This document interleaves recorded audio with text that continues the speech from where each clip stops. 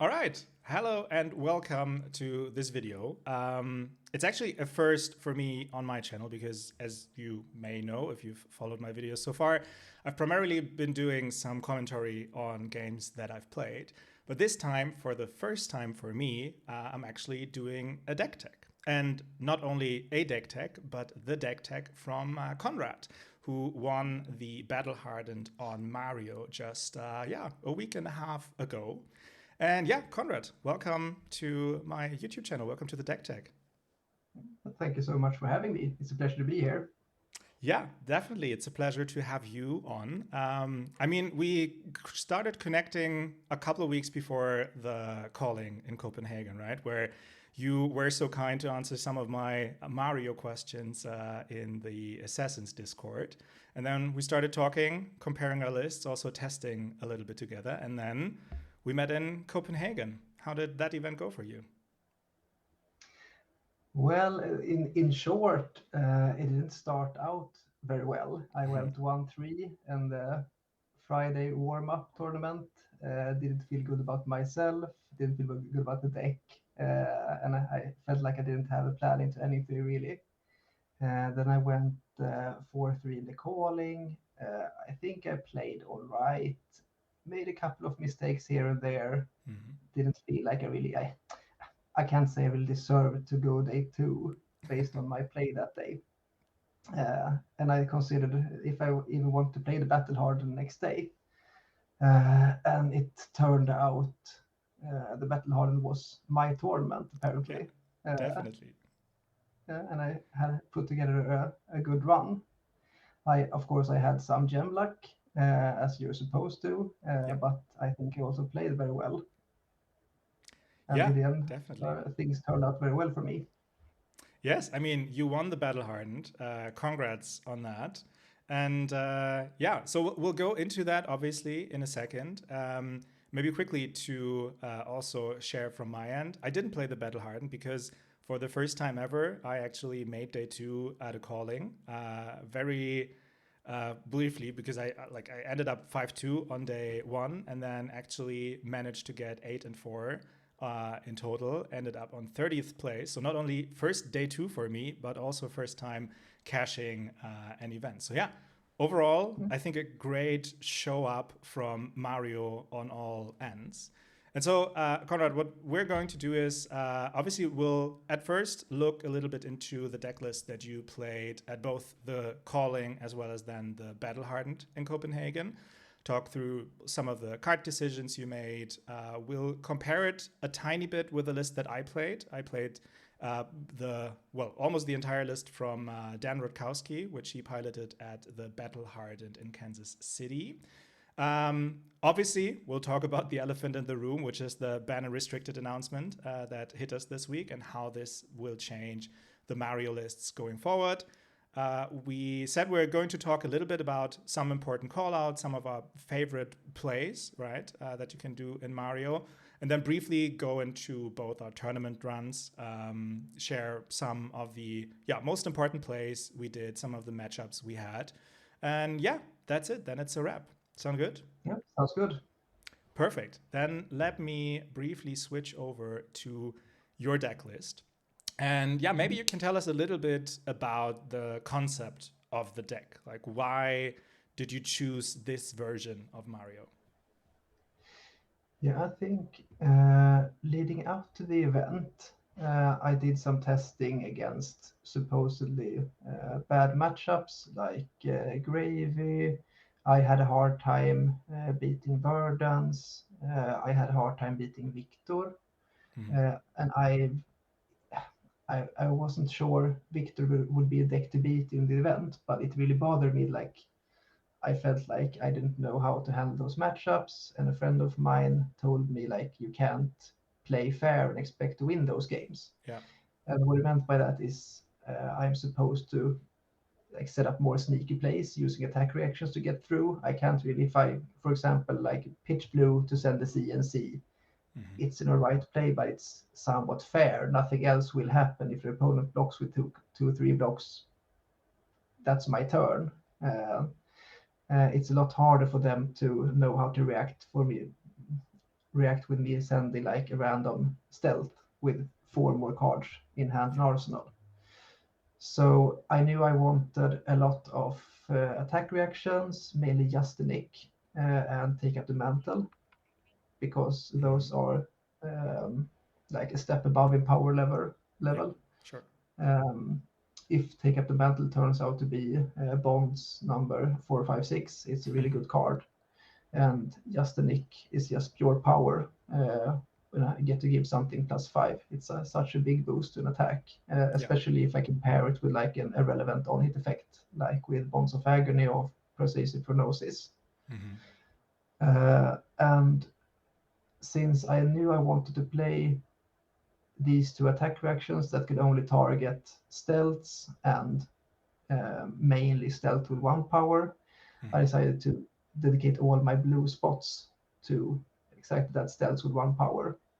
So I did not include Circle Extraction, I did not include Blue Orb Weaver, for example, which are 2 very good cards that I usually run, which definitely. I decided against using those.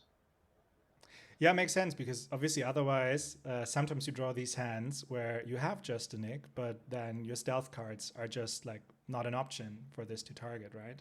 And as you said, like for some decks, you really need to go very much above rate in order to beat them. So I can totally understand this decision. Was there any point where you missed other blue cards, like you said, Orb Weaver, Spinneret Blue, or the Surgical Extractions? Not that I can think of, since another thing that came with trying to like construct a deck that can beat Gravy, maybe not reliably, but more often than other versions I've tried. I also included a couple of head jabs, like what's this called? Pick at the point. Pick up the point, yeah. Pick at the point. So with 3 pick at the point and 3 upsticks and run and 3 red orb weavers, I got 9 cards that can bring me a second dagger, and I felt like I didn't need another 3 orb weavers. Yeah, with all those ready. Definitely makes sense from that perspective. Maybe let's go through some of the other card decisions you made. So something we discussed quite a bit, and you convinced me for a while before I then pivoted back to Snapdragons, but you included Starting Point. And maybe you can tell us a little bit on why did you decide for this? What kind of plays does it enable? Yeah, I love this card so much. I mean, there are 3 possible boosts that you could use. It's Starting Point, Snapdragon Scalers, and Black Tech Whisperers. Yeah. I usually just call them Black Tech, but it's Black Tech Whisperers, right? Yes, it is Black Tech Whisperers. What Starting Point does that the others doesn't is that you can, if you can send any attack, flick a dagger, and give any attack go again. It's a very reliable hard go again that you can use at will. And like my absolute favorite play, which doesn't line up that often, but it's grand when it does, is that you can play Pitch Blue for CNC. In reactions, you get the tunic counter, you activate Starting Point, and then play Codeex to play another CNC. And when that happens, life is so great. But most often, I would say maybe about 80% of the games, Starting Point could have been snappies as well. Fair. And I mean, that's a very important point that you made, that I think at first when most of us saw this card, we only read reaction, right? You need a reaction, you need to flick a dagger, or, I mean, there aren't that many reactions that work on CNC, right? But that activate an ability, so using the tunic counter, that this also triggers the Starting Point. I think when I understood this from you telling me, this was such a game changer. All right, and if it lines up, CNC into CNC, and even with like a Codex of opponent discarding a card, them getting a frailty, that's such a massive play if it lines up.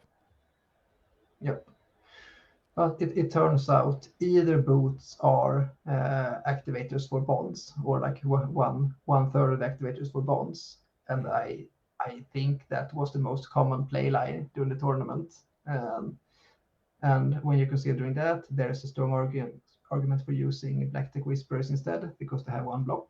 But I really appreciate the hard go again when needed, because in some matchup you can't expect to get any attack through. Yeah, definitely. Another card that we could maybe briefly talk about are the 6 versions of Mark of the Black Widow. I mean, when Mario were first spoiled, I think everyone was super high on this card. And then that went away pretty quickly, I had the feeling, right? Yeah. Where there were many lists, especially the more dagger-focused lists, that in parts, I think, completely abandoned this card for a while. And now you're on 6 copies, right? 3 reds, 3 blues. How did this card work out for you over the weekend? It was awesome. I must say, I started playing this card when it came out, and then started removing them one by one. Hated it for a while. It didn't feel like I could never trust it to do what I wanted it to do. But after a while, I came to the conclusion. I think I have the wrong. I think I played this card in the wrong way, because it's a very strong way. Just if you look upon it as a inverted snatch, like 4 power, a bit clunky to block, and can banish a card from your opponent. If they don't, they stay marked, and you get to roll for random spider. So it presents a very difficult choice for the opponent. Yeah. And it's especially good against card that does, against decks that doesn't want to block. So I really like this card by now, I must say. And as I said before, since there is a 1 power version of the card that can be targeted by just a nick, I wanted that as well. Yeah, 100% agree. Yeah. And especially because it also lines up with many of the other cards in your deck, right? If you, example, play Orb-Weaver Spinneret and then go into Mark of the Black Widow, it comes for 7 or for 4, right? So another breakpoint. And then obviously also the other attack reactions that the deck plays, like Stains of the Redback, Torrential Toxin, Take of the Mantle. They all work with this card, right? But if you present it and you have that card in hand, you have so many options, right? Either the opponent blocks it and you see them still having 1 or 2 cards in hand, you can still play the reaction, or just like save it for the next turn, right? Because this card is so powerful and asks the opponent to make a decision here of, either playing with fewer cards or almost none cards in many scenarios. And especially now that we're up on 6 retrieve cards, the cost of flicking a clave isn't all that big. Yeah, 100%. I mean, many of the other cards that you have in here, like Saber Bloodshed, Stains, Tarantula Toxin, also Take of the Mantle, and obviously also Bonds and Persuasive Prognosis, are probably like low brain inclusions, right? I think this is in almost all the decks. One thing that I, in my list, didn't play for quite some time was Under the Trapdoor. Was that purely an inclusion because it's a 1 power blue, or do you actually use the effect of this card here and there? I did every now and then, but it's very often it's just a block 3 or a pitch 3. But when you do hit those traps, it could be really, really, really helpful, especially if you happen to filter out an inertia trap from the sideboard, or for that matter, Lair the Spider to give to mark the opponent. It can be very powerful. But as you do realize, it's a vanilla 1 power attack if you just play it. So you can either play it to signal I do have bonds with Take Up the Mantle, fear me, or the card doesn't do very much. So I think 1 is probably the right number, maybe 2 if you really, really like the effect. But it served me well. I don't think I would have included more copies than 1. Yeah, makes sense. And one card that definitely has more of an on-hit and an inclusion that I personally didn't see in a long time in Mario list is the Art of Desire Mind. How did that perform for you this weekend? I don't think I wonder if I don't think I banished a single card. I might have hit one or two cards with either Art of Design during the entire weekend. I don't think I had an awful rate hitting with those. And I think Art of Desire Blue is usually just the same function as Trapdoor. Send this, make the opponent think one extra time before saying no blocks. But most of the time I rather just block with it or pitch it. But the red Art of Desire is great in many matchups. Mine weren't this tournament, but yeah, this one Art of Desire Bud is a lot harder to block for the opponent. They really have to think if they want to consider giving you like a free snatch with Go Again. It's an incredibly powerful effect against the right decks. Yeah, certainly. I mean, it's both tech cards in a way also, right? I mean, Art of Desire Body lines so well up into Slippy, for example, also Syndra at times. While the Art of Desire Mind, if you face a lot of gravies, this can be bonkers, right? If you combine it with just a Nick or any of the other attack reactions, I mean, there's such a high likelihood of them having a blue on top. And even if it's a yellow ally, you're not sad if you banish those, right? So yeah, maybe you didn't face the right opponents in that way. Yeah, I don't know, and I'm pretty sure that this slot could have been any. I think it's the right call to have a random blue stealth at this slot, but an argument could be made, for example, for Bonds of Attraction, to banish card from top and from graveyard. Double Trouble Blue could be fine as well. Pick the pieces. There are a couple of like utility blues that could be used instead. Yeah. What did you run in this spot, for example? Yeah, I mean, we can go into my list, which is actually not my list, but Daniel Rutkowski's list in a second. I think in this case, I actually ran the blue Orb-Weaver Spinneret. Also blue block 3, but three more daggers in theory. No, I think I ended up playing 2, right? So 2 more daggers, 2 more Chelicera that I could have used. And I liked it in that spot. But I think, as you said, this is such a flexible spot. And depending on how the meta now shifts with the banner restricted announcement that we're going to talk about in a few minutes, there are so many options that we can include, which is a great spot for Mario to be in. Yeah. Another few cards I wanted to talk to you about. One is the Inertia Trap. I personally ran the Den of the Spider in this spot because I wanted to get more mark options here. But I can see Inertia Trap being very impactful against certain decks. So how did this line up for you? I think it lined up okay, not great, I would say. My reasoning being that I tried using 3 Inertia as my only trap for a while because I figured this could be helpful against bad matchups, for example, like Florian and Verdance and Victor yet again. If you have those 3 traps, they could be worth not only the block value, but also you could get rid of their last card, which usually is a D-react. Maybe not against Victor, but against the Earth heroes. Yeah. And it's a very powerful effect. But when I did some testing, things usually didn't line up the way I wanted them to. I could high roll, but that didn't happen as often as I wish it would. So since I thought 3 traps was a pretty good number, I decided to use 1 Inertia Trap, which I could find with Trapdoor. If I happen to roll into it or mask into Trapdoor. And the other 2 traps were there to be able to mark the opponent. And I found this is the most reliable mark against most decks. Yeah, definitely.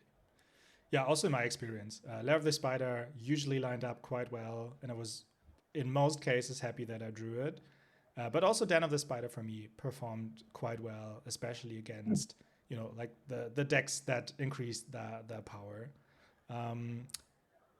One other card I wanted to talk to you, obviously, and it's probably the most spicy one you have in here, is the Codeex of Inertia. I need to admit, I have not seen many decks running this ever. So yeah, what made you include this?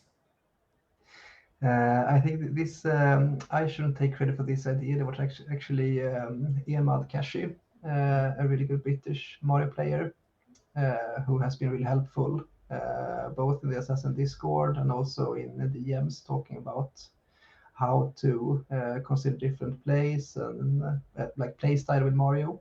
Mm-hmm. And like the reasoning with this card is that you can use it in your supposedly bad matchups against control-ish decks. It's a very high power level if you manage to make your opponent discard a card. You hit the card from top, which you can play. Yeah.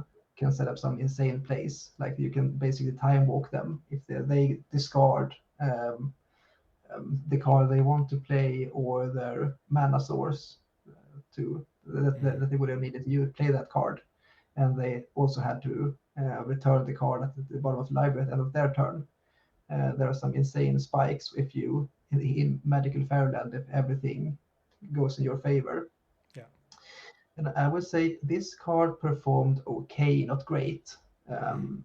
Come to think of it, this could have been, for example, Schism of Chaos, the Arakni, the Chaos Gem, Mm-hmm. which is a very good card against the same matchups. But I would say it's well, it pitches. It's a 0 block, but it pitches for 3, and it's a bit safer.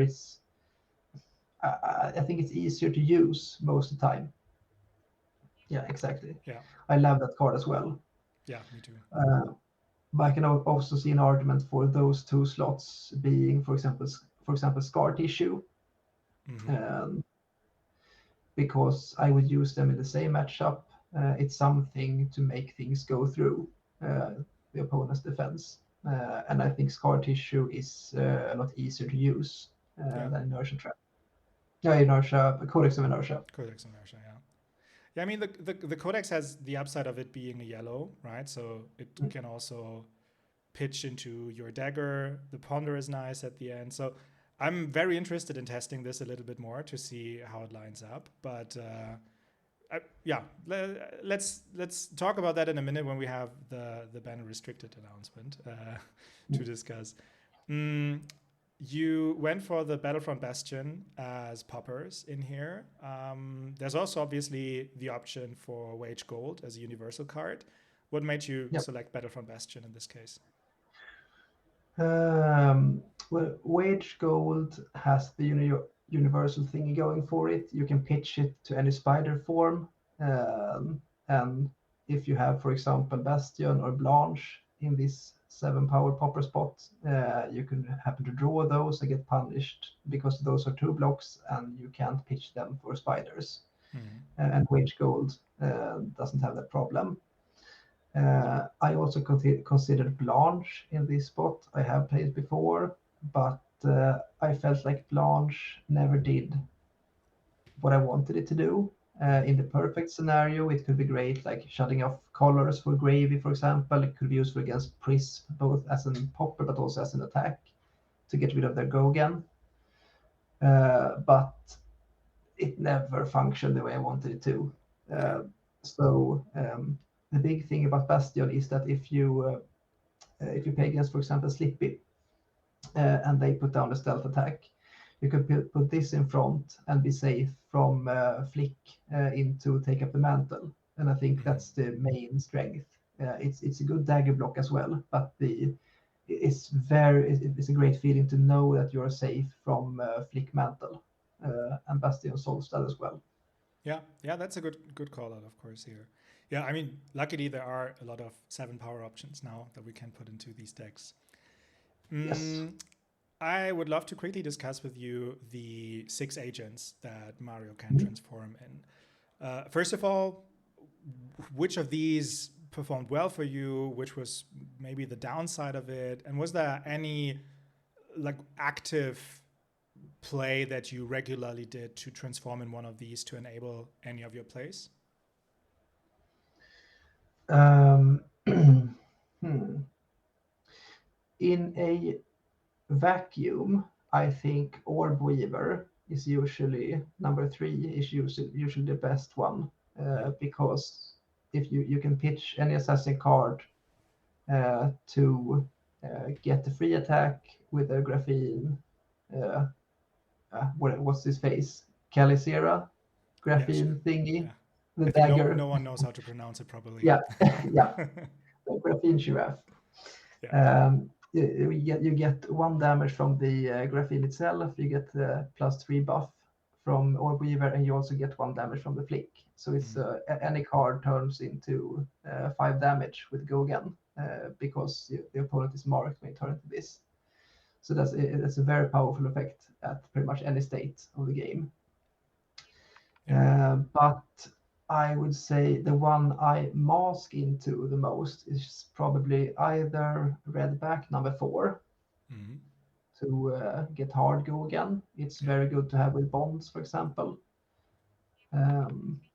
Or number 1 Black Widow if I have Kiss of Death and any source of Go Again for that matter. I have boots most of the time, but the Redback pump is very good also because the thing you can do with the Kiss of Death, and this is if you play Kiss of Death, discard to this attack reaction. What actually happens is not only the Kiss of Death that you attack with, but also the Kiss of Death that you can inflict a later chain link gets this effect. So it's a very, very powerful combo that can be played for and around. Yeah, definitely. And it's actually something that I like, especially when I played against decks where ideally I would get some tempo to close the game out as soon as possible, because the longer the game takes, the better for my opponent. For example, against Fang, I tried to do this as soon as it lined up. So when my opponent was marked, I still had the mask and I drew a Kiss of Death and enough cards to make this possible.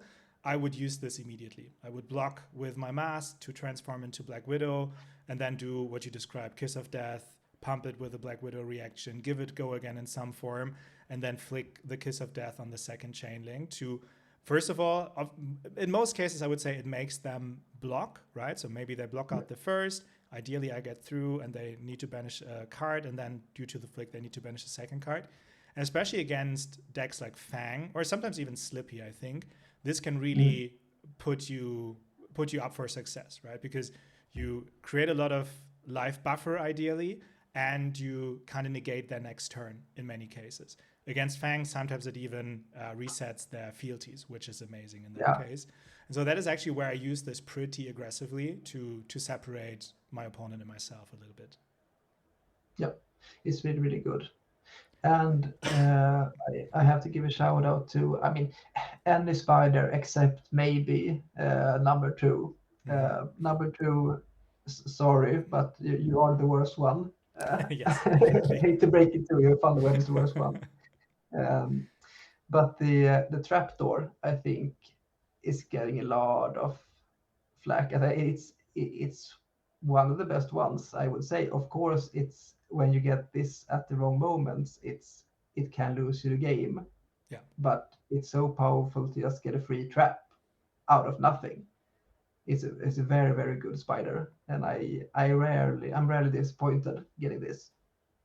Yeah, only if you are in attack mode and then randomly I mean, go like into a trapdoor, full then tempo, I can roll it anything, and then here you go, trapdoor. I can't do anything. I don't ever get Go Again from my base 0 power, so yeah. Cool. Maybe one question to close things out. If you would need to say which card in your deck was your high performer for the weekend and which one was your low performer, which card would it be and why? And I take you mean Codeex is always a great card, but you mean like overperformer more than I expected, absolute or overperformer. I think Marco the Black Widow Red was the overperformer actually. I was so impressed with how often I managed to set up with very few cards, set up annoying plays with this, like a 2-card hand or Weaver into Mark the Black Widow is a great turn. 7 damage, banish a card on hit. It's very annoying to deal with. It's so easy. I don't even need to pitch for that. So I must say I'm sorry, Mark. I shouldn't have said all those bad things about you way back. Um, Yeah, agreed. And and the I low think performer? low performer. Hmm, that's a tough one. Maybe pain in the backside. But I don't know what I expected from this card. It's just in this deck, it's just a head jab. Hmm. Um, Something the opponent wants to block, but it happens so often that I rather just be able to block 3 with this card. Um, it doesn't do enough most of the time. Yeah. I mean, it's an extender. It's fine. If I have full tempo and draw this, I'm happy. But it's the effect is so and so. Hmm. It Yeah, really makes a difference. I maybe like taking a little bit from what we wanted to discuss later on like favorite lines, but there's actually one very interesting thing about pain in the backside, which lines up with the Black Widow. And I almost got this through, but I messed it up at the end because I Mhm. I transformed actively into Black Widow because I had a Kiss of Death. So I was playing the Kiss of Death. I pumped it with an with the Black Widow reaction. I gave it go again, and I think I came in for 9, right? Because I had a red back to give it go again. Mhm. So my opponent blocked, but I still got through. They had to banish a card. And so they were down to 1 card in that moment, I think. And then I had a pain in the backside and played this. And in that moment, my opponent didn't block because they just had, I think, a 2 block left in hand. And the what I did in that moment was I flicked the Kiss of Death, but I still had a Chelicera and I had a Tunic resource up, right? So I should have let Pain in the Backside hit because the dagger that hits could have also been the Kiss of Death, and it Yes. also deals the Black Widow trigger to the opponent, right? So that would have triggered Black Widow for the second time, and then on the third chain link, could have used Tunic resource for Chelicera, and then there flick the Kiss of Death. It wouldn't have made a difference because my opponent was out of cards anyway. But if the first card would not have been blocked, this would have been an insane line. But Yeah. it obviously rarely lines up that way. But it would have been very, very sick if that would have turned out that way. Yeah. Yeah. And it's one of those lines when you actually you feel really smart when you see it like, oh, I can do Mm-hmm. this. Yeah. Yeah, in Yeah. that moment, I was just I was happy to take almost all of their hands, so I didn't think this through Yeah. properly. Cool, yeah, but I mean, exciting deck, Konrad, and congrats on your Battle Hard win. I mean, we'll go into the details in a second. Let's maybe quickly switch over to the deck that I played. It doesn't look too different, but I wanted to call out a couple of differences. Obviously, first of all, we talked about that already. I played Snapdragon Scalers. I probably could have also taken Starting Point. It wouldn't have made much of a difference. I think there were 1 or 2 spots where probably Snapdragons were better because I needed go again when I didn't have any other reaction available. But yeah, this is probably an ongoing debate for the foreseeable future, which card is better here. One card that I liked a lot that you didn't play at all is Cut from the Same Cloth. For me, this was actually an overperformer because seeing my opponent's hand made my turns so much easier because I would exactly knew what they could block with, especially if I had something disruptive, right? So if I could play this, then pitch a blue into a dagger, coming in for 5, Mhm. seeing their hand, dealing some damage, and then coming up with, I don't know, Leave No Witnesses or a Mark of the Black Widow or something similar. Those were the best plays I could ever do. You decided against that card. Was there a reason behind it, or Yeah. was there just like not enough Yeah. space in your deck list? Yeah, mostly the later thing. I didn't feel like I had enough space. But I'm curious, in what matchups do you think this overperformed? Actually, in quite a lot. So I played this into Fang, for example. That worked really Mhm. well in there because I Great knew against Fang. exactly what reactions they had. It worked surprisingly well into Gravy. I was debating if I should put it into Gravy, but knowing what they could block with or how many and which allies they have in hand gave me a lot of space to decide do I attack the allies now or do I go face? Which I didn't expect at first. Like I thought this was just like a pump against Gravy, but actually like knowing Gravy's hand made such a difference there. But yeah, another card up for debate. One card that you also didn't include that I also kind of like, but it's definitely up for debate, is Exposed. I primarily used this on either CNC or Leave No Witnesses to pump it to 5 or CNC to 7. But the liability was obviously the no block. And that in some cases actually put me in quite a tough spot. If this would block for 3, it would be an amazing card. Yeah, would have been a big difference. Did you ever get punished by the first line of text? Or did you run it in those matchups? No, I didn't run it in that matchups. I didn't put it in against Fang. I didn't see a Syndra. So yeah, this luckily never punished me. Actually, I put it in. No, I didn't put it in against Slippy. So yeah, it luckily didn't punish me. But the no block punished me at times. And of course, also something like when you see the image, it seems a little bit like an assassin card, but it's a generic attack. Attack reaction. So it's not possible to discard this to the agents, which luckily in the tournament that wasn't an issue, but on Talishar I often misplayed this 100%. Yeah. But do you think 1 is the right number? Yes, I would not play more. This is like if it lines up, it lines up. If it doesn't line up, it's simply a blue to pitch. And more is just too much of a liability because of the no block. Yeah. Another card that I liked a lot was actually Sigil of Solace, but I've always been a big Sigil of Solace believer. Just like putting it into Arsenal, baiting, Arsenal disruption, or just, the opponent not expecting this. For example, against Verdance, this can sometimes be a huge difference maker if they think you're in kill range and then all of a sudden you gain 3 more life. But yeah, also I think something when you have the slots, it's great. If you are tight on slots, it's probably something you could cut rather easily. And, I think Sigil is a really hard card it's hard to evaluate because it's easy to remember those times when it did great, and it's easy to remember the highs and lows. And I think it's hard to realize what I would have had instead, and how much is it worth for me that the opponents perhaps thinks that I have something else in my arsenal, or let's say I keep a hand with 4 cards, 2 of which is Sigil. It's a big difference in how they have to play their hand.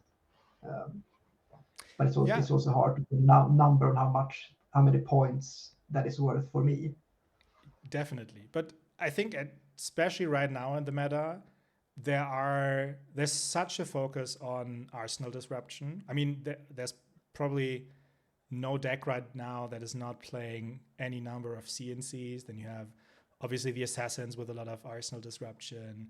You have Gravy with a lot of Arsenal disruption, and the pirate heroes in general. So it seems that the players are often very focused that if there's something in Arsenal and they have that disruption for the Arsenal, they do everything in their power to play this, to get those points of value. And if then it's a Sigil of Solace, it's just like you definitely won that turn cycle very often because they oftentimes took a lot of damage to play their line that way. So yeah, but very situational, of course.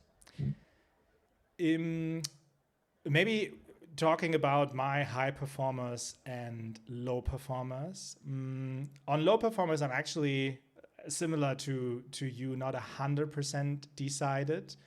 Maybe it's the amount of AB that I brought. Obviously AB3, and it helped me in one game because I played 1 Kano, and without AB3, I would have never won that game. But overarchingly, I did not see as many wizards as I expected. So yeah, having these slots for a different card would have been nice. For me, the absolute top performer was actually Shred, because Shred literally won me 2 games, both against Gravy, against Michael Hamilton and against Arthur Trehay, because in the end game, they were just not able to respect me having a shred in hand, and I had it. No. In both cases, I actually played it on pick up the point, interestingly. So yeah, that was the absolute overperformer for me. But Yeah, again, it's very situational. but it's I would say it's not that situational because it's the react that can target most things, well, except for exposed. Yeah. But you can target anything but CNC in the deck with this, and it also pitches for 2 and it blocks 3. So True. of Yeah. course you have to you can't safely put it into Arsenal in any matchup, for example. But it's just so good that you're able to target anything and block with it. Yeah. Also, I mean, you can discard it to the agents, which is nice. Yeah. But it obviously sometimes baits you a little bit into bad behavior for some play lines, right? If you, for example, want to get a Bonds life and you have a shred and I don't know, Yeah. toxin or just the shred and 2 equipment attack reactions, if your opponent then does not block, shred is just worthless, right? And Yeah. I think it being an attack reaction, it sometimes just creates this bad behavior of you really wanting to play this as an attack reaction, and that is almost never something you should line up, except if you're in the late game, right? If your opponent is forced to block, and this means you kill them, then it's probably the best card you can have in hand. Yeah, it's really, really good. Cool. Then did you ever use your wage gold? I didn't use them in the calling. I didn't face a prism, and prism was actually the only matchup where I run those. There's no other matchup right now where I put it in. But into prism, I played one in a side event. There it just is amazing very often, right? So either it's a popper, or if your opponent does not attack or you don't need to pop, then this being able to discard this into one of the agents is such a difference, right? Because you can't do that with the other 7 power poppers, and putting a 7 power popper into Arsenal against Prism just feels so bad because you didn't get much worth out of it. So yeah, that's where it is really good. But yeah, I can also see myself running Battlefront Bastion. I did run it for a while, but then at the end pivoted to Wage Gold also because, like I said, I played the list from Dan Rutkowski, and he shared that he used it quite a bit. Cool. Then maybe quickly switching over again to your list and talking about one card in particular, moving over to the ban and restricted announcement that was shared just last night from the moment we're recording. And yeah, obviously Bonds of Agony is banned from, I think it's next week, Monday on, if I'm not mistaken. So I think it's today. It was yesterday, the first. Okay, it was actually as of yesterday. Okay, wow. Then it is already not legal anymore. So no Bonds plays for us anymore. But what's your take, Konrad? Do you agree with this ban? And how do you think Mario lists have to adapt without Bonds? I think it feels weird in a sense because Bonds was such a good card in No when she was legal. But at that point of time, or I mean, not really at any point of time during No's reign. I shouldn't say reign either. She was. I don't think she ever was the best deck, was she? Not really. She was never as oppressive as Enigma or Zen were. No, and she gate kept other decks in a sense, but she never was like the one deck to beat. And I don't think Bonds was too good back then. Then came Slippy, and Slippy presents the very hard choice of I keep a 5-card hand, Bonds for 1. What you gonna do about it? Yeah. It's a very annoying play line, but I do think people are a bit more afraid of the on hit than they should be. I mean, of course, it sucks to get like high rolled for Bonds, triple just a nick. It's a lot of damage, but that's usually not what happens. They usually come for 4, 7, or maybe 9. And it can be annoying, but it also can be played around quite often. I mean, if you happen to draw your double Codeex CNC hand the time they play Bond, it sucks because it's most likely the right call to block with your best cards. But it can be done. It happened to be in the finals as well. I was Bonds, I think, 4 times in that game, and I still won. I drew hot, but um, I made some informed decisions on how to block the Bonds, and it turned out it went all right. It wasn't that bad. But I see the point, like from a, how should I put this? It's not a great gaming experience to sit down against a 5-card hand, one of which is bonds, and like, I can't do this, I can't do the right thing, I just have to make play and hope it's the right one. Yeah, totally agreed. And I mean, it definitely hurts Slippy way more than it does hurt Mario. Yes. When I read the ban restricted announcement this morning, I was thinking back to the whole weekend of calling Copenhagen, and I think maybe I resolved the bonds every 2 games. I blocked with it way more often than I actually played it, right? Because of the density of attack reactions. And yes, if it lines up with an agent, it becomes significantly easier. But this was definitely power play, and there were moments where this definitely changed the course of the game, but not as much as it would have been in Slippy. So one way or the other, I'm actually fine with the ban. I'm sad because I like the card in general. I like the artwork. I like how it plays. I like to put my opponent in a situation where they need to make the choice, and oftentimes the wrong choice. But I can totally understand the reasoning behind it. And I think Mario, they will be fine either way. Yeah, I think so too. But I mean, if you know you had to ban something from Assassin, you could make a case for on pure power level. I will guess Codex of Frailty or Living Witness, for that matter. But those has been around forever. Those are just good cards, and I think they have become a lot of the identity for Assassins in general. 100%. But there could be a case for banning Take Up the Mantle as well, because as you said, you blocked with bonds mostly. Now that you have blocked with them, they're in your graveyard and represents that any stealth you attack with could be the bonds. Yeah. And that's also very hard to play around.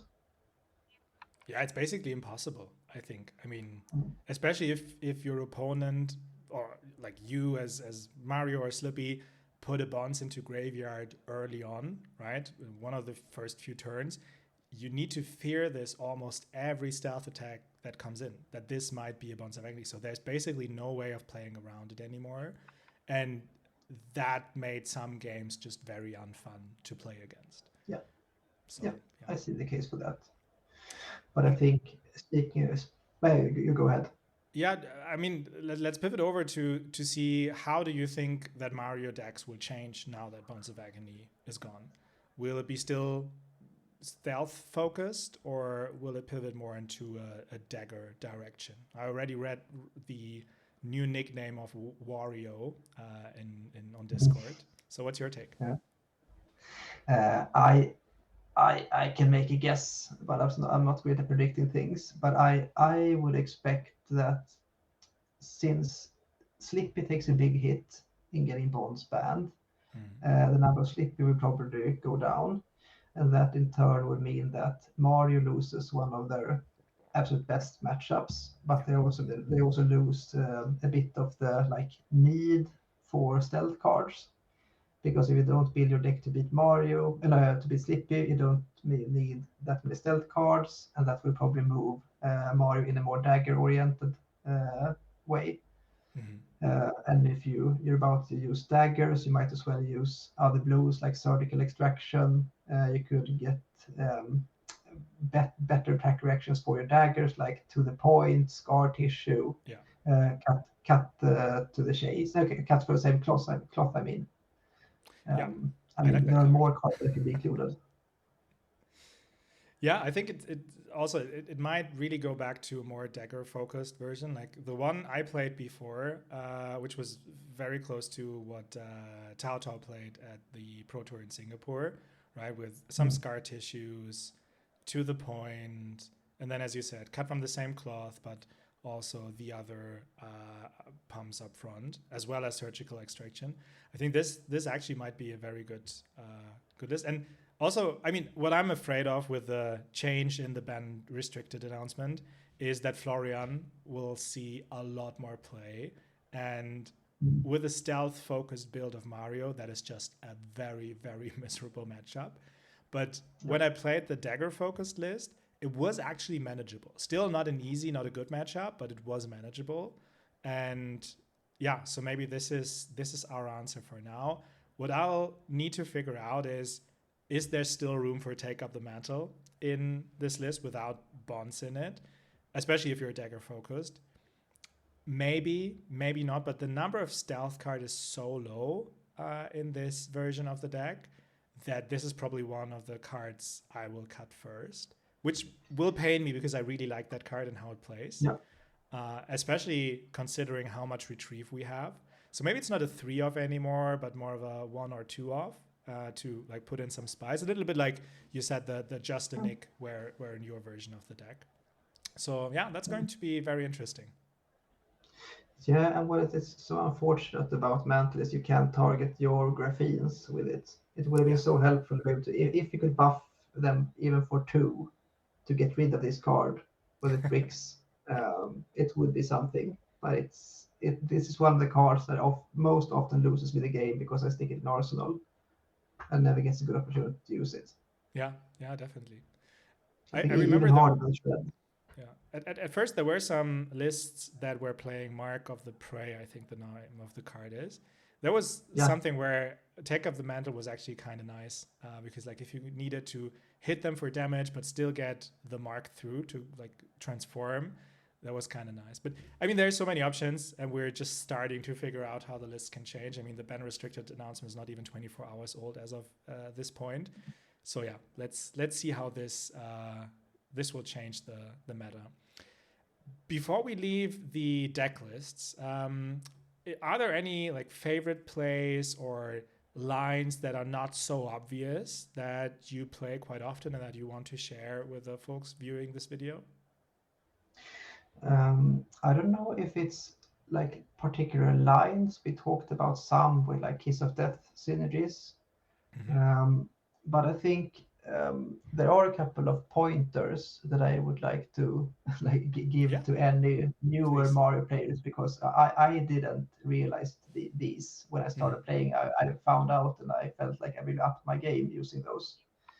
And I think one big thing we talked about a bit about it now with Shred and with Take Up the Mantle, and that is arsenal management is a really important thing. Like you have a lot of powerful cards, but they also need other pieces to really function. Bonds is a tough card to use. You don't have to worry about that anymore, but it needs other things to function. Just a Nick, incredibly powerful card, but it could also be just a brick because it can target whatever you play with it. So I think it's really important to consider if you put like a high risk, high reward card in Arsenal, is that really needed? Do I need to put just a Nick in my Arsenal for my game plan? Or do I risk bricking myself? Maybe not next turn, but 2 turns from now on, because things can line up so that you have the same card in Arsenal for a couple of turns. And if you don't get to play that Codeex where you really want to, that could lose you the game.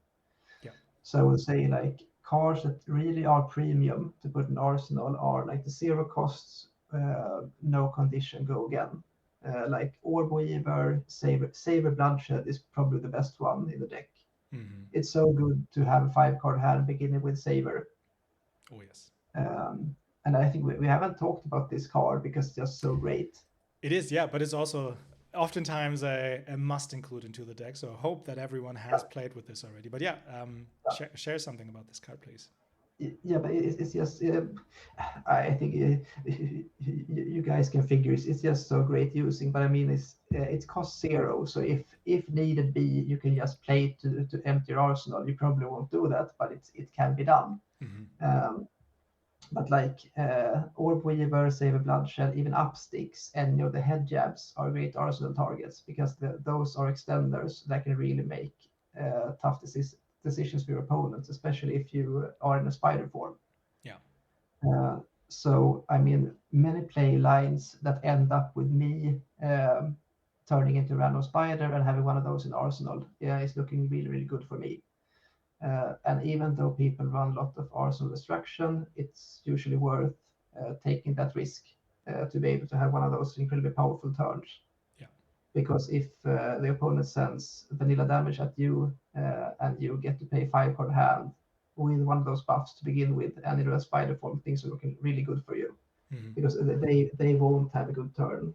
They won't have a good next turn if those things happen. Yeah, definitely. And especially on these dagger pumps, one thing that I had to get used to was definitely thinking about these also applying to Kiss of Death, as it is a dagger attack. And especially in turns where, for example, you are becoming one of the spider forms with a relevant on-hit, pumping the Kiss of Death up front is already so powerful because it really asks the opponent so tough decisions. And especially with Save a Bloodshed, right?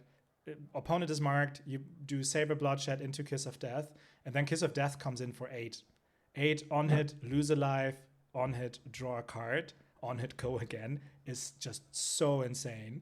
And I mean, for 8, either they have 2 D-reacts, which is already a big if, or they need to give you 3 cards or 2 cards plus equipment, and that's already so much value that you can gain. And if you then have another option for a go again, be it the Saints of the Ratbag, or you are in a Arakni Ratbag form, or you still have Starting Point, or the Snapdragon Scalar, or Toxin. I mean, yes, Toxin plus Kiss of Death is one of the most favorite plays ever. Never block Kiss of Death if they still have Toxin.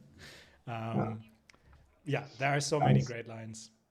Yeah, and the longer the game goes, the more important is the combo. Anything that buffs Kiss of Death gets so premium. Because the opponent, you put the opponent into a very hard spot, having to figure out, do I risk getting blown out by Toxin, or do I just take a lot of damage to not risk that? Yeah, definitely. Maybe one of the plays that I really like, or that I had to optimize a little bit for myself, is actually working with Graphene Chelicera. Right? Because if you have a Chelicera and you attack with it, it comes either for 1 or 2, depending on if your opponent is marked. And if you do that and you have a Toxin in hand, and very often your opponent just does not block the Graphene Chelicera, and that reduces the value that you can create by Toxin, right? Because you get max value if your opponent blocks and you have a stealth attack. And what I often do, if it lines up, is actually playing something like Orb Weaver Spinneret, or Save a Bloodshed, or Upsticks and Run, or Cut from the Same Cloth, before attacking with the Chelicera, so that it comes in for a meaningful value, right? It comes in for 5 or 6 or 4, something that is worth blocking in a lot of cases. And that is when the Tarantula Toxin really is so powerful.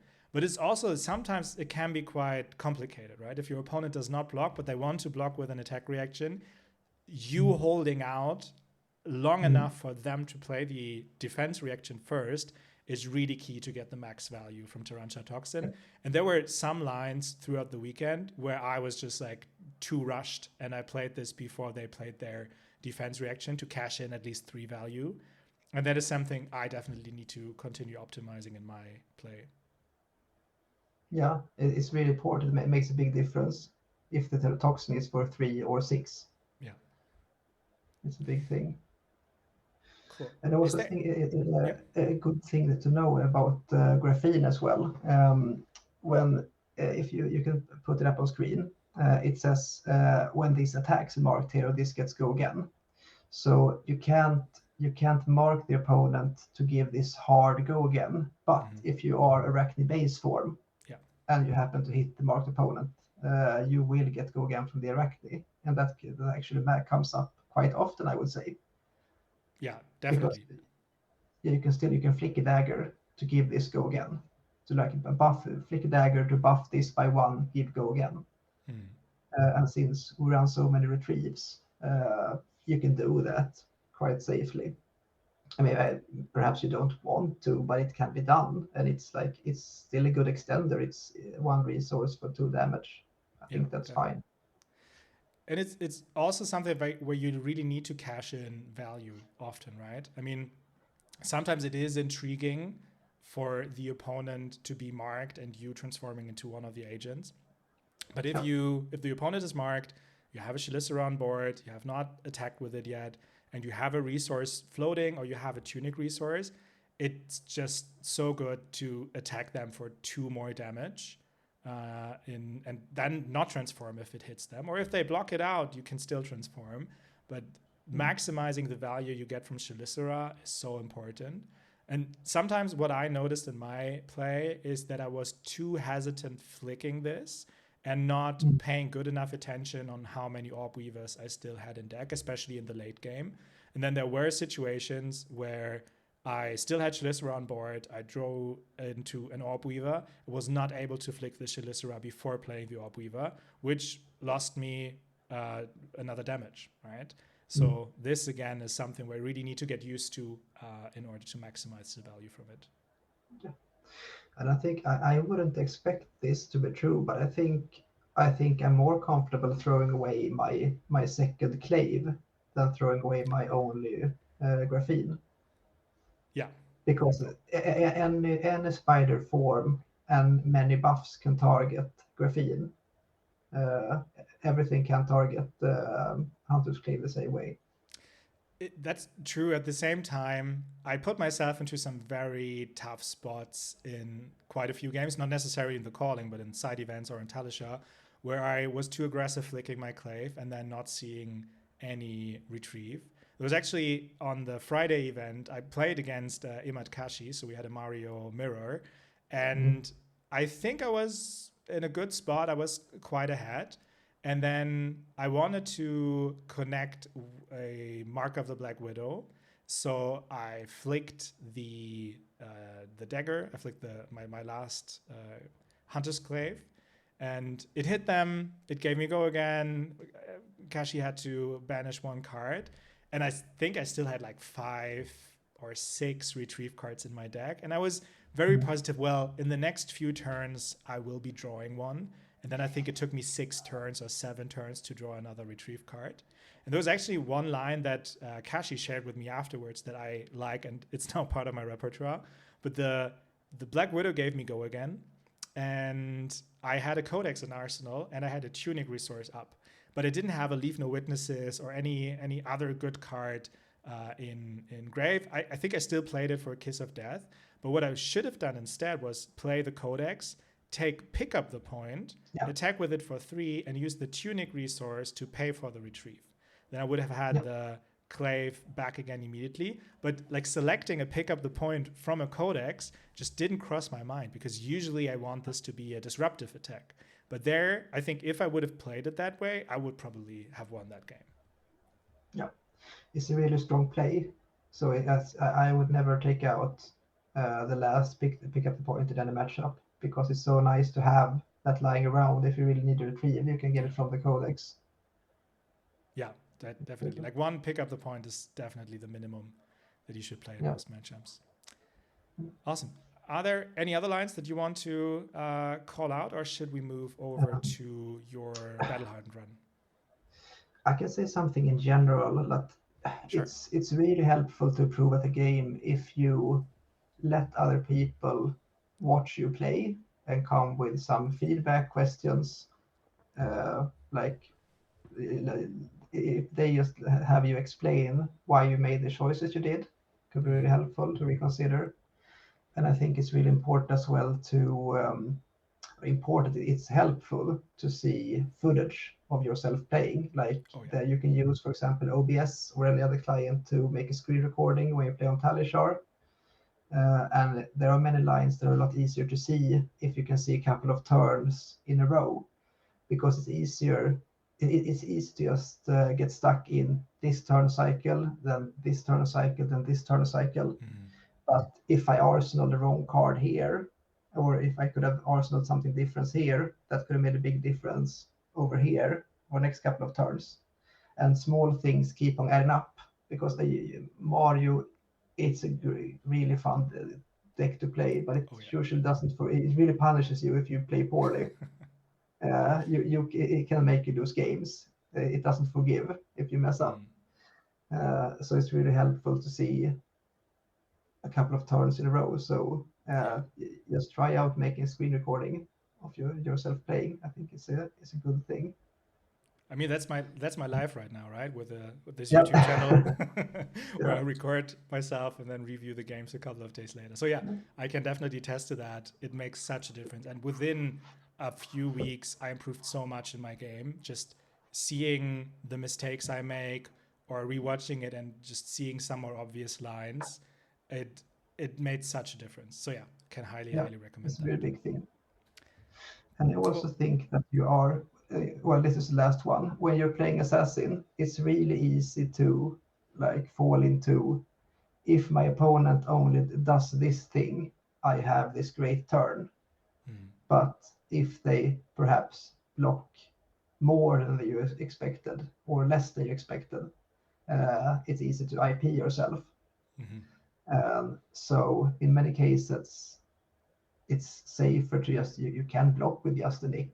It's a 3 block. It's fine to get 3 value out of it. Yeah, sometimes you need it for a full value, but sometimes it's just worth getting any value out of it instead of IPing. Yeah. And shred can be pitched for dagger. It's nice to have your opponent marked instead of expecting them to block something. So just think twice before expecting your opponent doing the exact thing you need them to do to put that awesome turn together. You don't have hard go again, that Slippy does. You have conditional go again, which is great, but you can't expect it to happen every time. I Yeah. mean, if you have a 2-card hand consisting of persistent prognosis and just a nick, that's a great hand because you just send the prognosis, make them respect you. If they don't, they won't let it hit. And if they give you 2 cards, you can arsenal just a nick. And it's such a simple hand, but it's very powerful. So and that's definitely good enough of a turn cycle for you. You don't have to have this big hand to make things happen. Yeah, 100% agreed. Especially if you don't have a clave anymore, Yeah. it's just sometimes so difficult to use your hand offensively, and that's definitely the spot where you need to block and keep your life total up. Cool. Maybe just one last thing before we move over to the tournament runs. As mentioned, I was playing the list from Dan Rutkowski, and he's currently working on a Mario guide for his deck. I believe he's also taking the ban and restricted announcement into consideration, and I believe he's going to launch this next weekend. So if you want to go even deeper into Mario, I can highly recommend checking out either his Metafy or the Runaways Metafy to get his guide and become a Mario master. Cool, but we were here also to talk about obviously not only your deck but also your tournament run and trying to learn something more out of that. We don't need to go through all of your matchups. You can, by the way, take a look at this at fablazing.com and see the full run here. But yeah, Konrad, are there any call-outs for some of these games that you want to make where you believe the viewers can learn something from this and apply to their own game? Yeah, I think in the second round versus that Ira, that's a matchup I should play that more. I didn't put the practice in, and I felt like I hadn't. But I did a very important mistake. I don't think if that cost me the game or not. I think it didn't, but I had the opportunity to. I had to pitch one resource, and I could pitch either Art of Desire Red or just a Nick. And I knew I would draw a card from an active Saber Bloodshed, and I decided if I pitched Art of Desire, I can draw a blue, and it would be such an awesome turn. And once I did, I instantly regretted it because of course the chances are slim that I draw exactly a blue, 1 power stealth. And I drew another red, so I just had to IP myself on and pass the turn. Yeah. And it's such a simple but stupid mistake to get greedy. I mean, the turn would have been good enough to just send the Art of Desire for 3, maybe gain a life, and draw a card for a better arsenal target. Yeah. But yeah, and so uh, as we said before, you have to really reconsider. You don't have to go for the risky lines because you get immensely punished. And like a save 3 value, it's not always enough.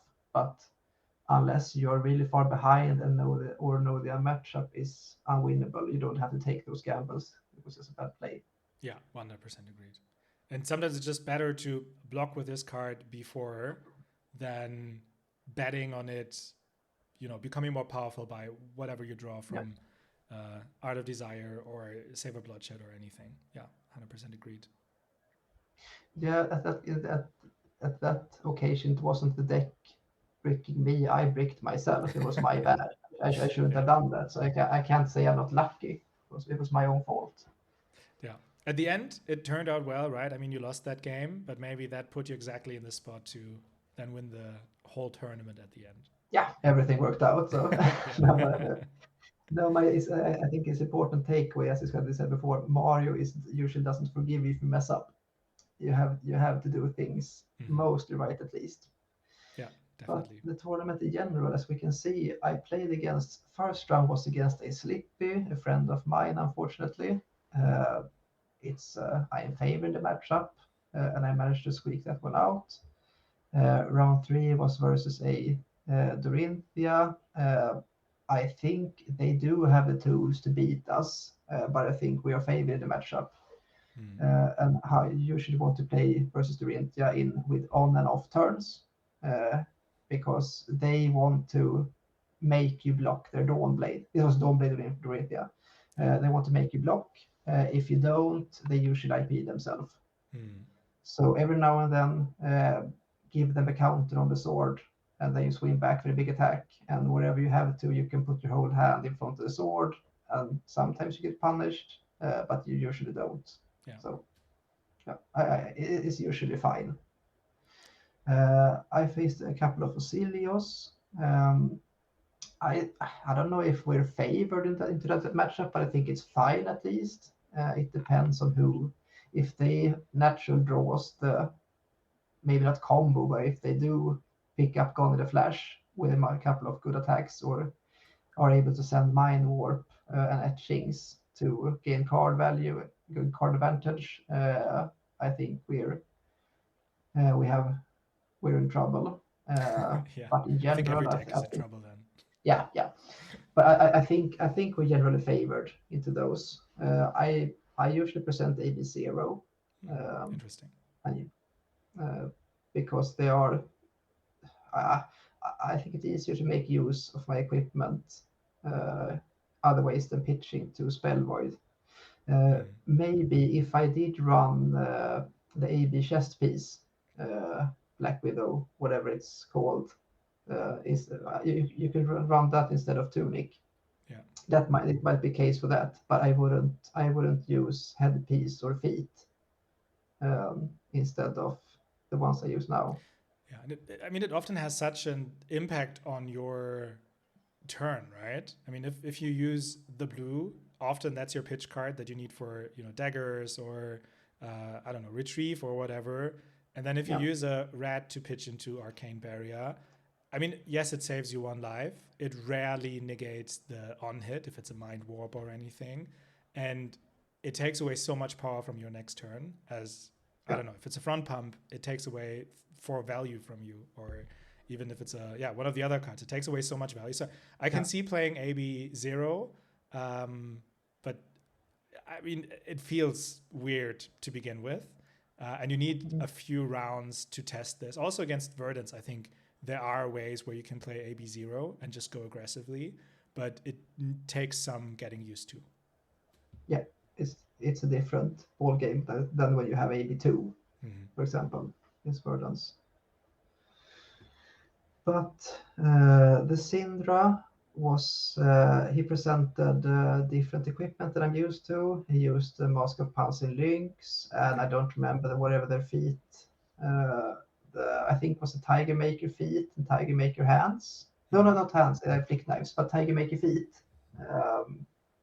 This was some kind of OTK version, which I'm totally fine with facing. I think they have worse matchup into us than like regular Syndra, because they will use their Mask of Palsy links for like 7 damage, 5 to 7 damage, something like that, which I can't prevent the whole game. But once that's done, I can, as long as I get the block value out of my cards, I'm fine. I don't have to worry about any on hits pretty much. True. So yeah, not caring for Mask of Momentum can definitely be an upside. It helps a lot. Just not having to worry. Last round for the win and in, I played against Finn, really nice guy, and yeah, we had another favored matchup into Arakni. It's absolutely they can win, but I still am in the driver's seat. There was a couple of interesting plays. I think Finn decided to flick away his last dagger for a Mark on a Black Widow, which I don't know if I agree with. And I think he managed to bonds me and had a choice of either picking my bonds of agony or save a bloodshed, and he snap picked the bonds. And in that very case, I think that was a wrong call. I don't think bonds is that great of a card in Mario as it is. It's not as important as it is in Slippy. Yeah. But if he would have thought twice, he probably would have picked the saver instead, because it's presents into so much harder choices for him. Yeah. Because since he already saw my hand, he knew how he would had to block bonds if I played it. And I think saver is a more important card for us than bonds is. True. Also, maybe quick shout out to Finn, because he also did a deck tech already a couple of days ago. I forgot the name of the channel, but I'll put it into the description of this video, because he obviously also talks about this match and then, spoiler alert, the finals from his perspective. So I think it's quite interesting to listen to his side of the story. It lines up pretty much to what you were saying, but that's good to hear. Interesting to hear both sides. Either of us is lying. No, neither is, luckily. Cool. Yeah. So, I mean, you made top 8 with that win and in. How are you feeling then? I think was it your you obviously you top 2'd Nats in Sweden, but it was your first top 8 outside of Nats, correct? Yeah, it was. I mean, I only traveled twice so far. I was I played a call in London, didn't do very well, but I had a great trip. So apart from London and now Copenhagen, I haven't been outside of Stockholm playing. Okay. So, cool. So you were probably very enthusiastic of making that top 8. Yeah, I was ecstatic. It was a really great feeling, because as we said, since Mario usually doesn't forgive very much, I didn't expect myself to play well for the entire Swiss rounds, and I expected to maybe get punished by the wrong spider sometime, do a simple slip up, some bad gem luck, but things went in my favor. And I'm at this point, when I sit down against Elaine at the quarterfinals, I'm just so happy to be there. So I felt like I already won being there to begin with. And I think the quarterfinals is like the one thing, maybe apart from like I wished I would have videotape of like the birth of my daughter. I have we had a recording of when my son was born, but not my firstborn daughter. But apart from that, I think this would be the one thing I would have wanted a recording of in my life. I really would have wanted this game on the recording, because it was so awesome. What was so awesome about it? Like, did you play so well, or was it like just a very intense game? I think I played well, but I pretty much could feel the game slipping away from me. I have played against Chris, in like a high stakes game. I played the Prismatic Quarters at Swedish Nats this year as well. But in that case, I felt like I had full tempo to begin with and just kept on rolling. It was a lot easier. I had the ball and kept running with it in that game. Mm-hmm. This time around, things weren't as easy. I felt like the game slipped longer and longer away from me. She had like they called Angelic Wrath, the buffs, the +2 buffs to get past my blocks. She used the helmet, Hail of Illumination to get past one of my poppers, and she established the Library of Solana. I don't remember what turn, but pretty early. But there was a couple of things like lining up very well for me. Like the turn she actually had a library, I happened to have 2 yellow shreds. So Okay, that's lucky. I had a quick thought, maybe I can pitch this to draw a card. But then I came to the conclusion, of course I won't do that because she will be, if I do, she can draw extra cards every turn. Yeah. So I managed to like invest a couple of equipments to get rid of some angels. I had to get rid of my boots to get rid of Genesis, which I had as well. And I also was able to discard the shreds to get rid of library. And with that, I think she took some damage to get all this into play. And then the game kept going on, and I could tell she was getting more and more frustrated that she didn't manage to get through. I think she was somewhat unlucky. She didn't see. I saw she pitched a couple of Angelic Wraths early in the game, and then didn't see more for a while. So I could block 2+2 cards a couple of turns, and then I think sometime around later in the game, she ended up. I think her turn consisted of her pitching to her chest piece and saying go, because she didn't find any heralds. And then I had like save her into more go again into Codeex, taking a couple of cards from her hand. And once she lost that tempo, I could keep going, and she never came back. So because once she saw the Angelic Wrath, she would have needed block cards instead. So she simply ran out of heralds in the end. Oh, interesting. Yeah, obviously that bites you at one point as Prism if you pitch the non-blocks to the bottom and then you are in a spot where you need to block. But yeah, it sounds like a very intense game. But I mean, you came out as the winner. Yeah, there were a couple of decision points which I'm really happy I did. I had Battlefront Bastion in deck. I found the second one at the right moment later in the game. I hadn't seen it until then. And I managed to keep my mask around to make a 0-card block of a Herald Edition. So there were a couple of things lining up for me.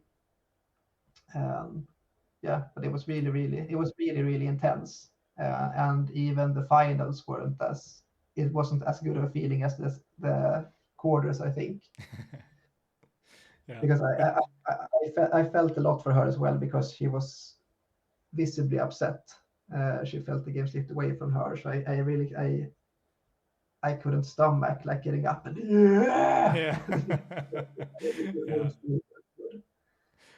It was actually kind of fun for me because I was already on my way back home to Hamburg, and I was in my car, and like I deliberately stopped a couple of times throughout my journey through Denmark to take a look at my phone and to see what were the standings of you in the top 8. And when I saw that you finally beat the Prism, I was currently charging my car, and it was, yes, finally he did it. And then I immediately sent you a message that you now need to get also the full win there. Yeah. Cool. Then next round, I think Theo is a buddy of yours. Is that correct? Yeah, he's a local of mine.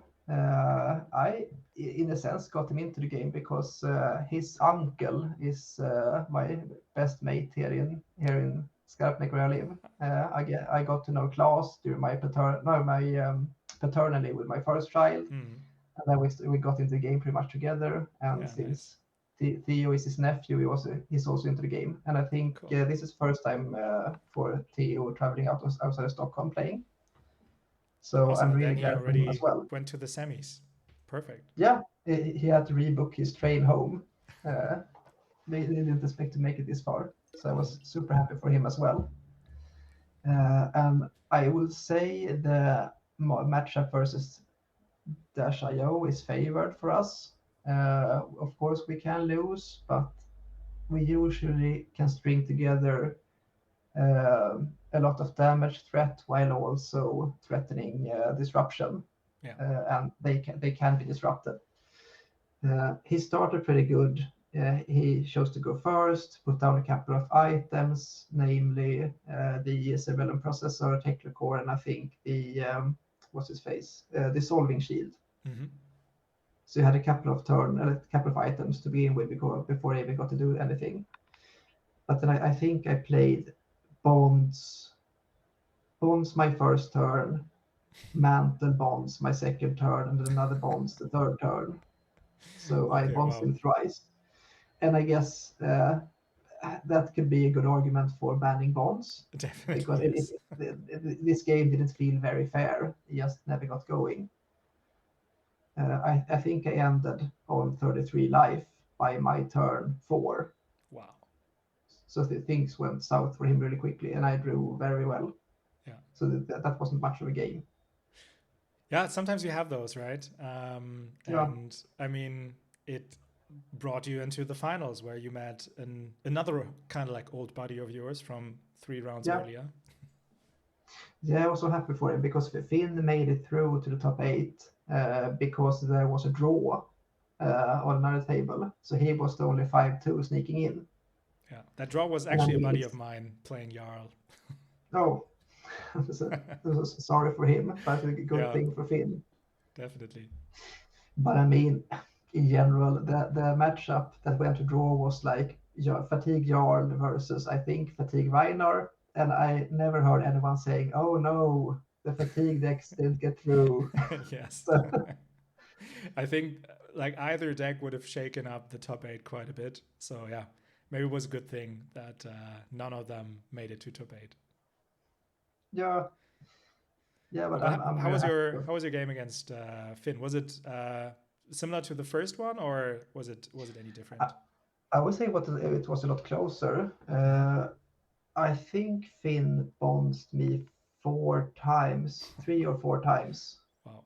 Uh, I don't remember exactly if like they were active bonds, but I remember blocking with a lot of cards. Like I know one bonds was blocked by Kiss of Death, just an XC by me Mm-hmm. because I mean I couldn't really afford getting rid of any of those cards.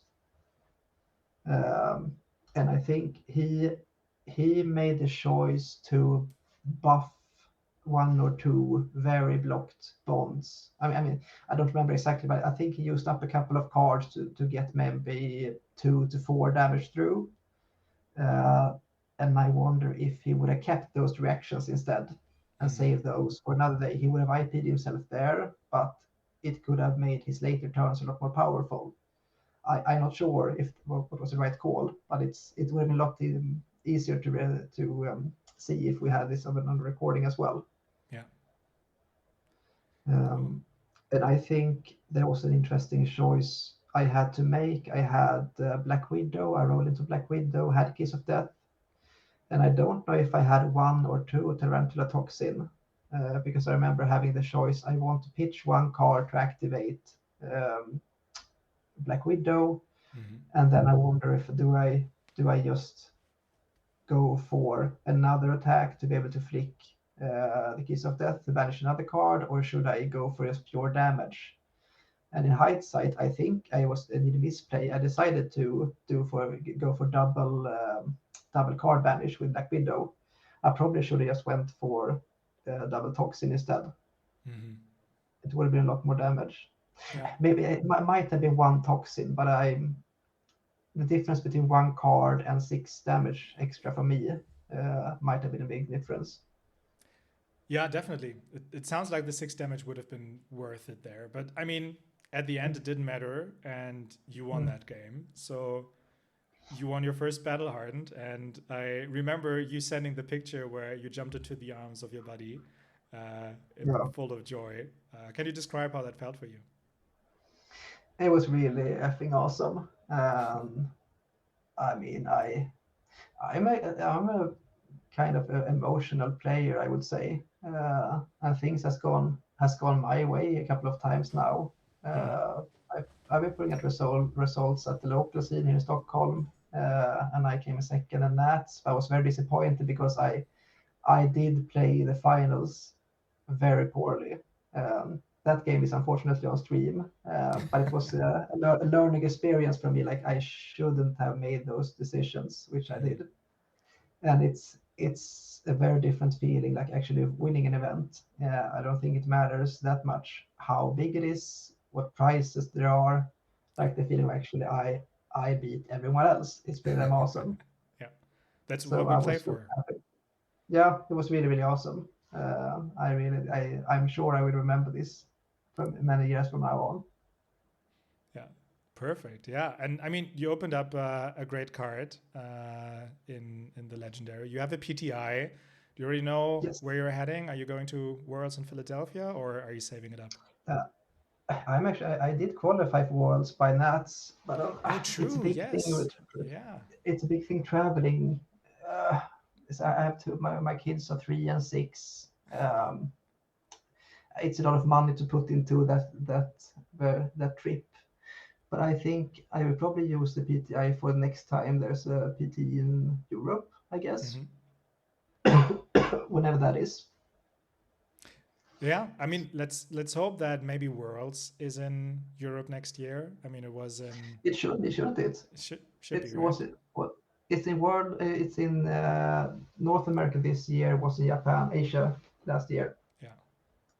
Yeah. So maybe Worlds Germany. I would like that. So yeah, let's see about that. I usually like when before I go to tournaments, I always have this kind of like ritual with my wife, and my wife does not care about this game, right? She's happy if I win, but she is absolutely not interested in it.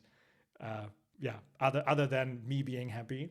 And so whenever I go to a tournament, like for example a ProQuest or anything, or like even now the call in Copenhagen, I say like, okay, but if I win, if I qualify, I'm allowed to go to this and that tournament, right? And so I said, hey, if I get top 8 in the calling, I'm allowed to go to Philadelphia. And she always says yes because she knows that I'm not going to manage.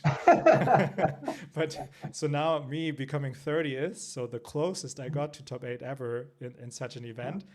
Let's see if it makes her reconsider saying yes to this the next time. She might have to. Maybe, yeah. But Let's see. it sounds like a really nice thing to do. Yeah, it's always good to have these habits, and yeah, I mean, like you said, it's a lot of money. You would need to leave your wife and your kids alone for some time, but at the end, I mean, it's nothing that you can do whenever you like, right? So when the opportunity opens up, I'm I'm usually thinking, hey, just like take that opportunity. You never know when it comes back, and then yeah, often it turns out quite well. Cool. I mean, we already spoke over 1.5 hours, so maybe moving over from your very exciting win of the Battle Hardened and go over to a quick recap of my calling games. Yeah, Um, in the big boy league. in the well, I mean, Yeah. winning a Battle Hardened is at least as big as much big boy league as the calling is. There were a lot of lucky plays for me in here, but maybe sharing a couple of thoughts on some of the matchups. So game one, shout out to Yaron from Norway. It was his first ever big event. He said I think it was his fourth game in paper because he doesn't have a scene in Norway, and he played like crazy. He drew very well. I think he was able to play 3 bonds 3 turns in a row with 5 card hand. And I always, like literally all of these turns, I had a Codex in hand and a Leave No Witnesses. So I had to make a tough decision of either him banishing very important cards of me out of my deck entirely or me blocking a lot. I decided to block a lot, which was maybe the wrong decision there. But at the end, it was just like a non-game for me. I think he won when he was still at like 13 live. And this being round one in the calling was like, oh God, well, this can be interesting. But I bounced back. I played against a Fang in the next round, and maybe one very interesting call out that was very very exciting for me. I played 12 rounds, well 11 to be fair, but I'll talk about that in a second. And I only played one nationality twice. I played 2 people from Finland, and everyone else was from a different country. So Awesome. at the calling in Copenhagen, it was really just like what Flesh and Blood is all about, right? Travel the world, play the game, travel the world. It was just exactly this, right? There were people from all over the place coming into Copenhagen. It was such a nice experience, especially in whatever state the world is right now. But coming back to the game, I played Otso on Fang in game 2. There was nothing crazy about it. Sergio in round 3 from Spain on Ira, also nothing special about that game. In round 4, how do you feel about the Ira matchup? It can be very swingy, and I think it's maybe a little bit favored for Ira. At the end, I never block with Archies, but I block a lot of the bigger attacks and then try to focus on disruption and bringing back that disruption. I mean, obviously, Bonds is a crazy card in that game if you can take out very important bits and pieces of their deck. But you have to be lucky in order to win that game quite a few times. And in this scenario, I was definitely lucky. I had a few very good turns where I had Kiss of Death plus Black Widow Agent. I think I had Black Widow Agent 2 or 3 times in that game, and that really made a difference because my opponent had to respect it at one point. Yeah, but I feel like they have so many bad cards in their deck, so disruption doesn't do that much. Like I bonds you, pick whatever random blue that does nothing except block me and pitch for blue.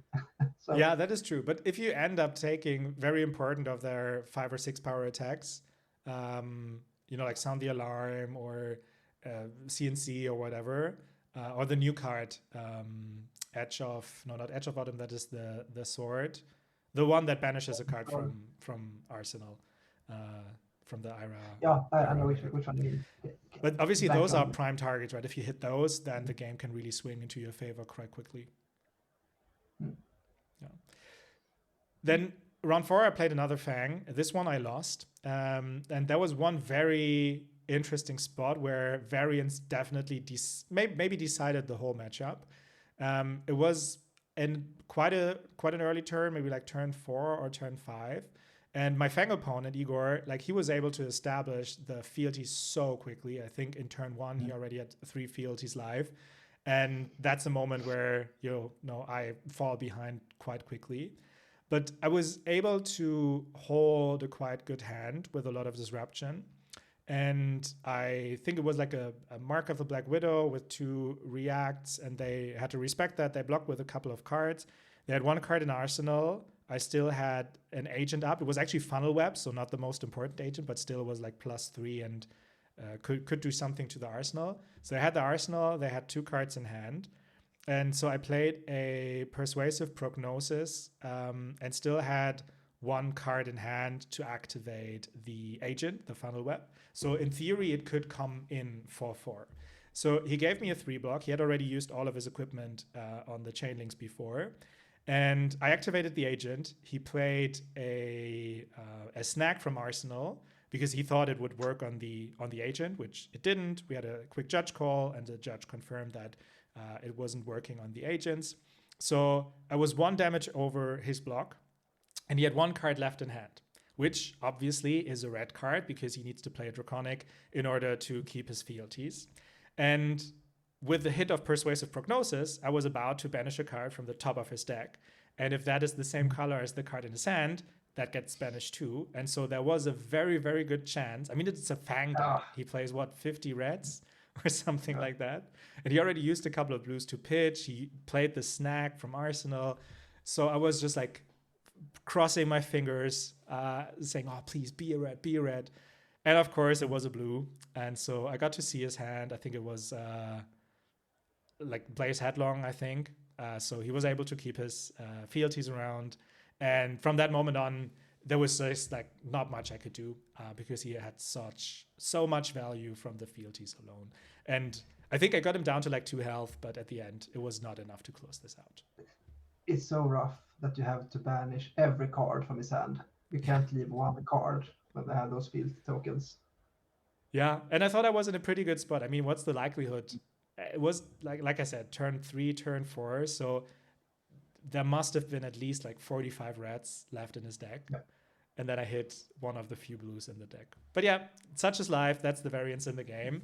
So at that point, I was already kind of done with the tournament. I mean, 2-2, so I can't lose another game or I'm out of contention for day 2. I was talking to my buddies, and then I opened up the FabTCG page to see who I was pairing against next. And I read Michael Hamilton, and I was like, oh God, I'm going to lose this. I mean, he's a legend. He's one of the best players ever playing this game. And so I thought, okay, well, if it's that, then that's that. Then I'll lose eventually to Michael Hamilton, and that's the end of my tournament. But I mean, I played against Michael Hamilton, right? I never expected this at 2-2. And so we sat down. He obviously was playing Gravy. We were chatting a little bit. And then the game turned out quite well for me. At the beginning, he was not seeing a lot of allies. He was able to create a little bit of gold, but that drew him into more blue cards very often.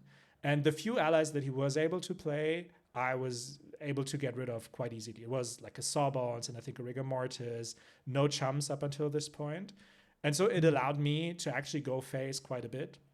I was able to resolve the bonds and banish the last card in his hand. Unfortunately, it was an Eye of Ophidia, so it didn't do much deck damage. But still, he didn't have a turn, and I could go face in the next turn as well. I think I got him down to like 20-ish life before he really started to develop a little bit of board. He played a Sawbones, he played a Chum at that point. But I thought, hey, if I now dedicate a whole turn to ideally get rid of both Chum and Sawbones, then he can just put more allies on the board and just bring me down in life. So I'll just go face until he makes me clear his allies. And I think that was the right call because he thought for quite a while if he should activate Chum when I played a front pump, but it was his only ally at that point and his only way to make gold with a tipple that he had in hand. And so he decided against it, and I came in for a lot of damage that turn. And then there was a lot of back and forth, and he was able to bring me down a life total quite a bit, so it was kind of close at the end. And I was able to bring him down to 1 life, so in theory dead to flick knives, but he still had a Sawbones up. And yeah, we were just like exchanging hands. It went down in time quite a bit. And then I had the option to block with 2 cards and keep a pick up the point and a shred. And I thought, hey, we're on such a low life total. He has still so many allies in deck. I'll just give it a try. So I played the pick up the point, and then he blocked for 3. I played the shred. He only had allies in his hand, and ultimately that's how I won this game. And thanks to you, I have a video of that last play because you were standing behind me recording my last play there. He actually told me afterwards that I had a way better line in hand because I had a Bonds of Agony and I had to pick up the point. And so I could have played the pick up the point to attack the Sawbones, then play the Bonds of Agony. And with the Sawbones gone, he would have been dead to flick knives, right? Because there was no prevention available for him anymore. That would have been the safer line. Obviously, here I had to bet a little bit on him not respecting the shred or not being able to block it. But yeah, that won me the game against Michael Hamilton, and I was so happy afterwards. I mean, I beat one of the best pro players in the game. And then the next 2 games I played against Lawrence on Kano. I won this because he didn't draw the right card when he had to. And I was playing against a friend of mine, Linus, with the win and in on Dash.io. I actually fucked up that game a little bit where I missed a Kiss of Death flick and I missed that I banished a trap to Trapdoor, which would have saved me 3 more life. But I was already like, after all of these rounds, I was already kind of tired. But at the end, I won that. Qualified for day 2 for the first time. And said, yeah, well, I already achieved everything I wanted to achieve at this tournament. So whatever comes next, whatever happens tomorrow, it will be fine. And yeah, then day 2 started. And actually, as you can see here, I was allocated a bye in the first round of day 2, which was insane. Like, I didn't believe this at first. I went to the judge and said, like, hey, are you sure this is happening? They said, yeah, see you in an hour. And so, yeah, I got another coffee. Was 6-2 at that moment. Then round 9 pairings went up, and I had the same situation as when I got the pairing against Michael Hamilton, because I got Arthur Trehe as my opponent. I was like, oh god, another pro player. Now in day 2, like, he's still in contention. Let's see how this goes. It was a very nice game, and it went quite different at the beginning to the game against Michael Hamilton, where he did see a lot of his allies up front and played those. And my hands didn't line up that well, so I blocked a lot and tried to clear his allies. And then I finally got a very good bonds hand, so I played that. I actually went through. He blocked with a CCNC and what was the other card? And a chart. And the other 2 cards he had in hand was also a CCNC and a chart. So after some thinking, I actually decided to take the chart. So I got one out of his deck, and then the one he had in hand, because the other he blocked with. And that was the right call, because with just the CCNC in hand, he wasn't able to do anything that turn. And that really changed the tempo for me.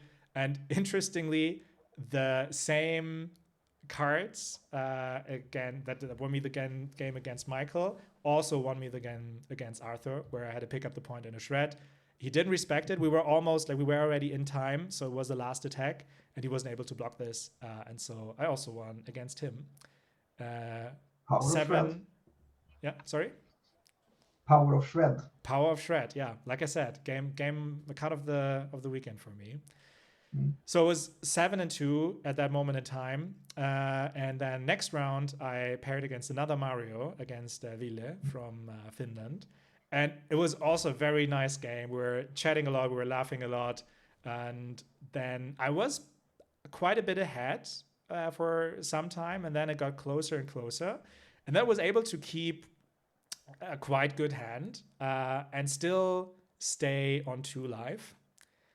And then he randomly rolled into a tarantula, right? So, I mean, I was thinking, hey, I'm not dead to flick knives. And then he rolls into tarantula, so I'm actually dead to flick knives if I don't draw a shelter.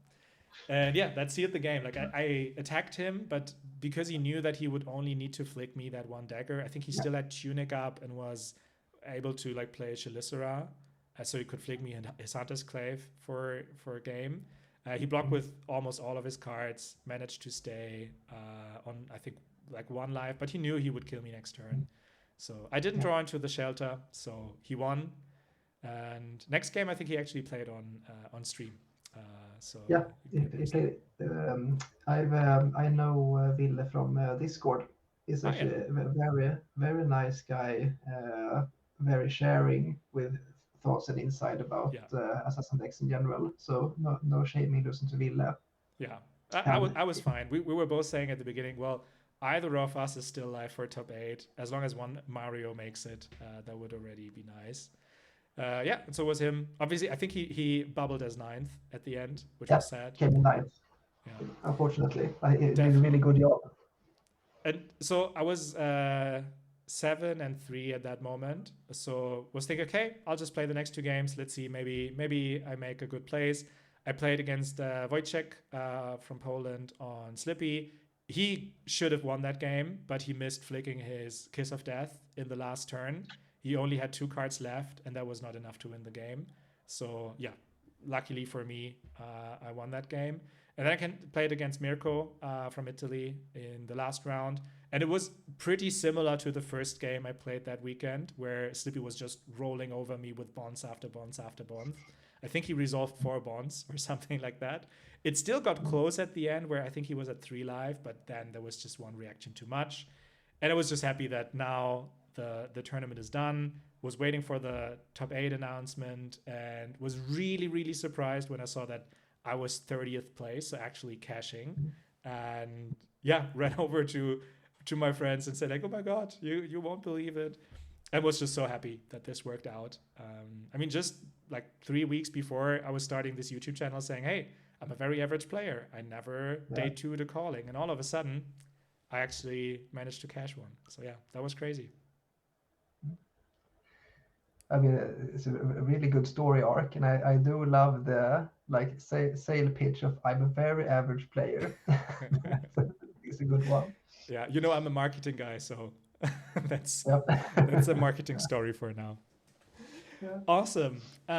Yeah, I think that's everything we wanted to go through. We already talked for 1 hour 50 minutes, so let's see if anyone watches this until the end. But Konrad, it was so nice talking to you. I learned even more from like going through this with you. I bet there are tons of people who will watch this, who will learn a lot, who might pick up Mario for the first time, who will meet at one of the next events. And speaking about the next events, what's the next bigger tournament for you? I wish I could say I was going to Hamburg, but I No, don't think I can make it, unfortunately. Um, that's sad. but if uh, I were to say something, I have this grandiose plan of starting up my own YouTube channel uh, with real life gameplay, Nice. because I that's something I know there has been channels before that there are, I think, free floating does some play every now and then, but I think that where I love the production, love what they do, I think they're more on the, what do you say, casual side of things, Mm. and I am pretty casual as well, but I really would like to do something focused on assassin mainly with the deck analysis and reasoning. How could this game have gone differently with different decisions? Yeah, Uh, and I really wish I had a nice sale pitch with a channel name. I don't have a channel name yet, but I will I'll help you with I that. will let We'll people figure know once something it's out. done. Yeah. Cool. That sounds like a very great plan. And yeah, maybe things change and you can actually make it to calling Hamburg. That would be amazing. Um, yeah, but thanks again for taking the time. Is there anyone you want to shout out? Anyone you want to thank? Uh, who you did not thank yet? There are many local players which I really enjoy playing with, seeing on a weekly basis. Of course, my understanding and supportive wife.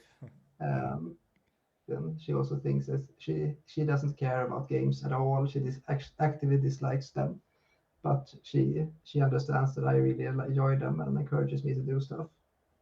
So I'm really thankful for that. Yeah. And also a big shout out to Emad Kashi. Mm-hmm. Has been very helpful while reaching out. He even when I made the top 8 of nationals, he even reached out to me and asked if I wanted some sideboard tips for Nice. my quarters, and that was a really nice gesture. Yeah, that's great. He's a great guy, definitely. Awesome. Cool. Thank you so much, Konrad. And yeah, thank you to everyone watching this up until the end.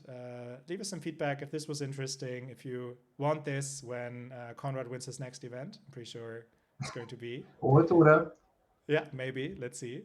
Yeah, and wishing you all a great rest of your day or night or morning whenever you're watching this. And yeah, please tune in when we post the next video. Take care. Thank you. take care.